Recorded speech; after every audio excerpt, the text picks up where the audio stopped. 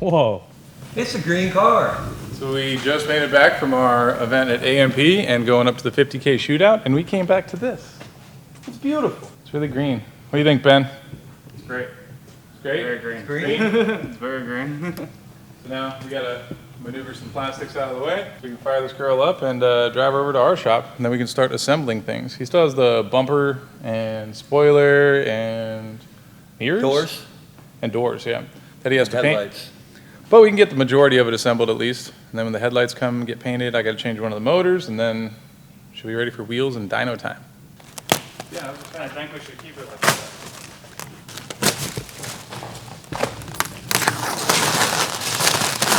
Remember the last time we had to do this? Yeah, this one's a lot easier though.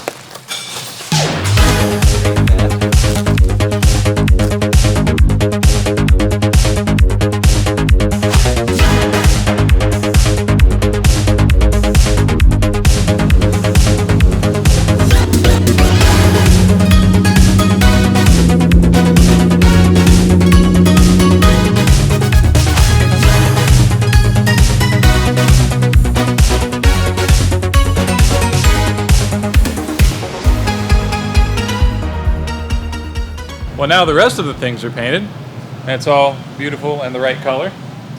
So now we got a bunch of boxes of stuff that we took apart and a bunch of boxes of stuff that Ray took apart, our painter guy. So we're gonna play the figure it out game for a little while and get all of our weather stripping and seals. We got a few new ones that came from Chevy, which is cool, as well as just cleaning all this stuff up. I mean, they're not in bad shape, but you know, they're a little dusty and crusty. So, you know, we'll give them a good scrub down. Get them nice, get everything to snap back in, which surprisingly, look at this. Our clips didn't break. Ray somehow got them out in one piece. What a guy. What a guy. What a great guy. He took apart every single thing on this car. Yeah, if I would have known that, we could have taken it apart. He didn't really say anything. He just said, hey, take the doors off and the hatch off, and then he just went crazy and took the bumper off and everything. Lights, license plate lights. And bolts that go into this thing. There's holes everywhere.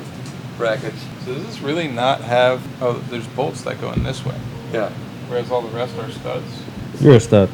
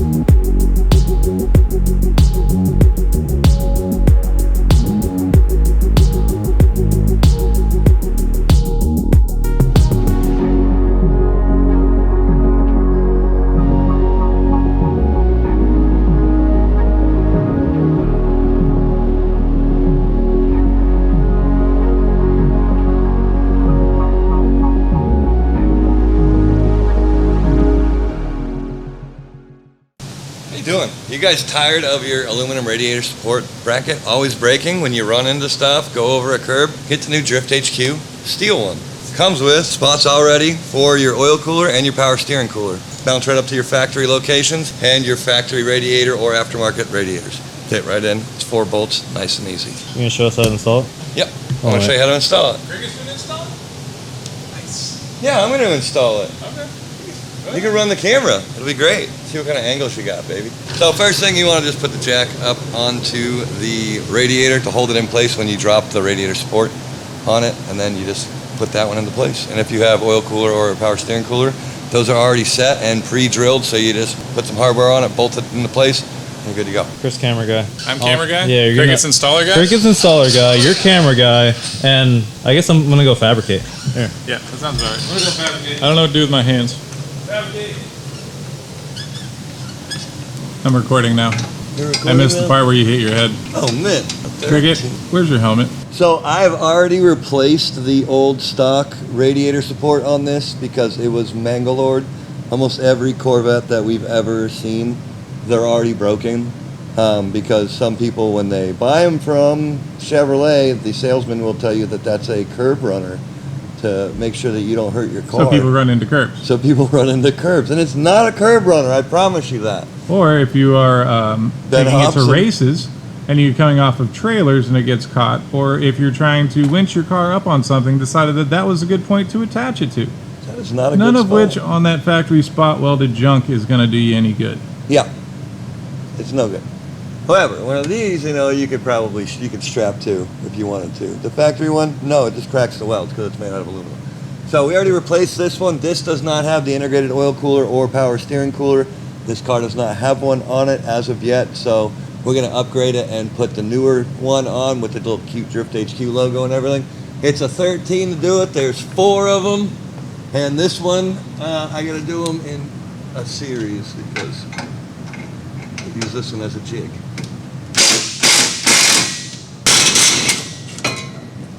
And just be weary of your harnesses when dropping the OEM one. Yes. Because a lot of your OEM stuff is attached to it, but it can be zip tied out of place after your installation. So as simple as that, Crickett can do it. Yeah, so 4 anybody bolts can do came it. out.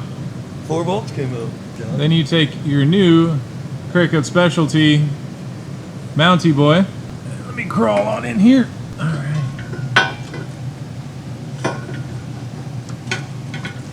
And with these, you do reuse your factory rubber lower mount, because your factory rubber lower mount will help insulate the radiator so that you don't have to worry about damaging it.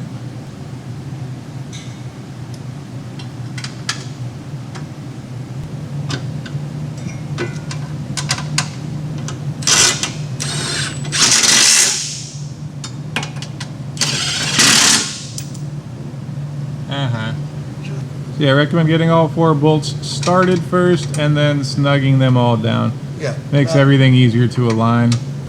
But you can do it without doing that too, because it still works. All right. Now as Larry. Crickett drops the jack, you'll see those lower mounts on the radiator fall into their happy little homes. That's that little guy. Don't you worry about that little guy.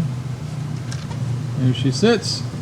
And now, Crickett, if you can point out kindly, our intercool or radiator mounts are on the front or the rear portion of it. Yes. Radiator mounts are back there, and then on the front there are 2 separate spacings, so you can run 9, 12, 16, whatever row oil cooler you want. If you do the 9 and under will fit in here, the 16 and higher may not, without bending these tabs up to follow the contour of the radiator. Yeah. Because you have your shroud right here. Yeah, that So- plastic shrouding is also optional, but Yeah. it does help, definitely. But good radiator fans compensate for most of that. But that is pretty much it. I'll give you guys a better viewing here so you can see exactly where your mounting ports are. Very straightforward. You unbolt the aluminum boy, you install Crickett's steel boy. Do it to it. A lot stronger. Buy one. Buy one. Buy 2. DriftHQ.com. Buy a backup. Yeah. You never know. You don't need a backup. Buy one for your friend. That's not how you sell things. Buy one, buy a backup. You don't need a backup. I assure you, someone will break this. I want to see If the you video. go full yeet into a curb with the front of your car, you will break that. Oh yeah. Well, you're gonna We don't build you're things gonna break for a lot people- more than this if you full yeet into a curb. Like I said, we don't build things for people who don't break stuff. Yeah, we we- build things for people who break everything. So, buy 2. Yeah. Why not? Buy 2. Give one to one of your buddies that owns a Corvette, because you know he won't do it. He's gonna keep running that same old busted one. His radiator keeps falling out. We had Savio's re-welded during Drift Week and then proceeded to break it Hobson's again. too. And then Savio ran the rest of Drift Week with a ratchet strap across the bottom of this thing holding it in place. But you know what? We made it home. Now he's got one of these johns. Yeah, and now he jacks the front of his car up by that, but you didn't hear that from me.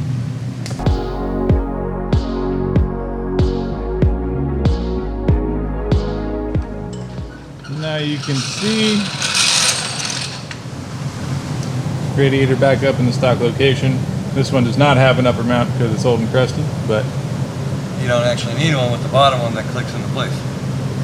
But you should have one. I'll probably come out with one of those too, just because the stock one's all plastic and breaks. I just haven't had time to, so stay tuned for that. And this was a 5-minute how-to video on how to install a radiator support bracket from DriftHQ.com. big mechanic guy. Right? Are you proud of me? I did 4 bolts. I'm recording. He's turning wrenches. Joel's probably somewhere burning something. The world's ending, obviously.